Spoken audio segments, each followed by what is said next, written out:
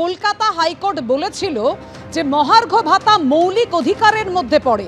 এ বিষয়ে আইনজীবীদের কি মতামত তা জানতে চাইলেন সুপ্রিম কোর্টের বিচারপতি সঞ্জয় কারোল। অর্থাৎ বুঝতেই পাচ্ছেন এই নিয়ে দুই আইনজীবীরা কি কথা বলেন সে বিষয়ে আরো আমরা স্পষ্ট হব, কথা বলবো। আমাদের সঙ্গে নিউজ রুমে রয়েছেন আমাদের প্রতিনিধি সৌভিক মজুমদার। সৌভিক, অর্থাৎ দুই আইনজীবী যারা আজকে ছিলেন সর্বোচ্চ আদালতে, তাদের কি মত, যে মতামত জানতে চেয়েছেন আজকে মাননীয় বিচারপতি? দেখো, প্রথমত তোমাকে বলবো যে সুপ্রিম কোর্টের মাননীয় বিচারপতিদের প্রশ্ন হচ্ছে যে এই যে মৌলিক অধিকারের কথা বলা হচ্ছে, যে পর্যবেক্ষণ কলকাতা হাইকোর্টের তরফ থেকে রাখা হয়েছিল সেই পর্যবেক্ষণের যৌক্তিকতা নিয়ে মাননীয় বিচারপতি সঞ্জয় কারোল তিনি প্রশ্ন তোলেন। কিন্তু তার পাশাপাশি সেই সময় আইনজীবী বিকাশ রঞ্জন ভট্টাচার্য তিনি কিন্তু স্পষ্টত বলেন যে এটা কলকাতা হাইকোর্টের সাধারণ একটা পর্যবেক্ষণ ছিল। এই পর্যবেক্ষণ বা এটা কিন্তু নির্দেশনামার কোথাও বলা নেই যে এই যে মহার্ঘ ভাতা এইটা কর্মচারীদের মৌলিক অধিকারের মধ্যে পড়ে। বরং বিকাশ রঞ্জন ভট্টাচার্যের বক্তব্য ছিল যে এই যে অধিকারের কথা বলা হচ্ছে, এই অধিকারটা হচ্ছে একটা বলবৎযোগ্য অধিকার বা এটা এমন একটা অধিকার যেটা সরকার দিতে বাধ্য।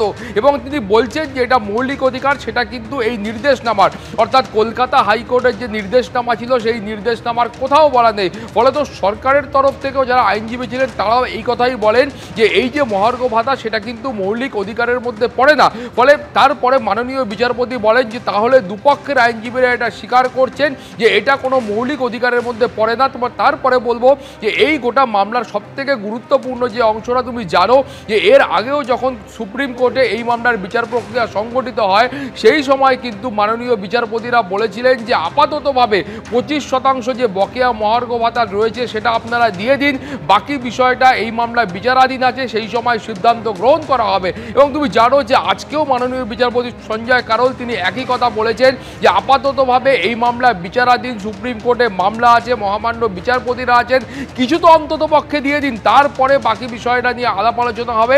ফলে সব মিলিয়ে আগামীকাল সকাল থেকে এই মামলার বিচার প্রক্রিয়া আবারও শুরু হবে এবং সেই সময় সুপ্রিম কোর্টের কি অভিমত রয়েছে সেটা স্পষ্ট হবে।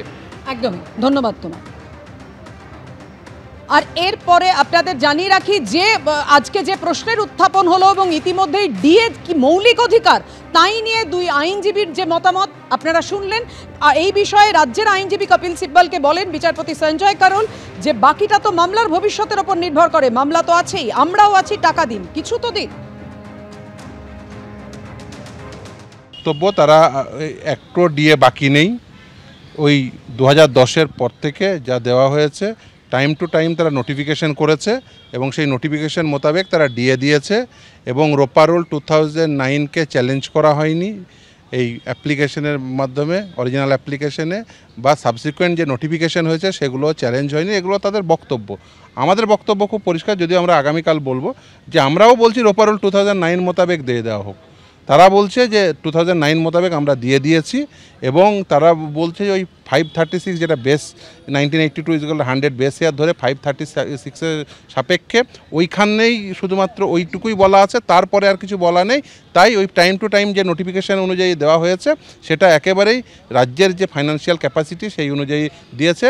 রাজ্যকে কখনোই কেউ কম্পেল করতে পারে না ঋণ নেওয়ার জন্য, সেটা স্টেটের পক্ষ থেকে আজকে বলা হয়েছে যে ঋণ নেওয়াটা সম্পূর্ণভাবে রাজ্যের নিজস্ব ডোমেন, রাজ্যের আরও অনেক খরচা আছে। ইভেন তারা যে অ্যাপ্লিকেশন করেছে সেই অ্যাপ্লিকেশনেরও পেজ 5 অনওয়ার্ডস যে বিভিন্ন স্কিমগুলো আছে সেই স্কিমের খরচ এবং সেই সাপেক্ষে যে ম্যাচিং গ্র্যান্ট সেইগুলোকেও তারা উল্লেখ করেছে এবং তাদের বক্তব্য খুব পরিষ্কার, কোনো ডিএ বাকি নেই।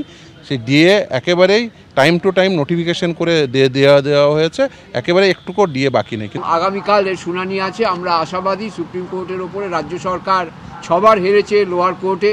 এই টাকা যেটা আমাদের পাওনা টাকা, এটা হচ্ছে 2009 সাল থেকে 2015 সালের ডিসেম্বর অবধি পাওনা টাকা। প্রায় 16 বছর আগেই এই টাকা রাজ্য সরকার পেয়ে গেছে অর্থ কমিশন, ত্রয়োদশ অর্থ কমিশন মারফত। সুতরাং টাকা নেই এই কথাটি মিথ্যে কথা। 10,000 কোটি টাকা ডিএ দেবে বলে যখন সুপ্রিম কোর্টের অর্ডার হয়েছিল 6 সপ্তাহের মধ্যে দিতে হবে, মে মাসে আপনারা জানেন যে বাজারে রটিয়ে দিয়েছিল যে 10,000 কোটি টাকা ঋণ নিচ্ছে এই ডিএ মেটানোর জন্য, কিন্তু আমরা দেখলাম যে সেটা পাড়ায় সমাধানে চলে গেল। সুতরাং রাজ্য সরকার সবসময় মিথ্যে কথা বলছে, এটার কোনো ভিত্তি নেই এবং সুপ্রিম কোর্টে এটা প্রমাণিত হয়ে যাবে।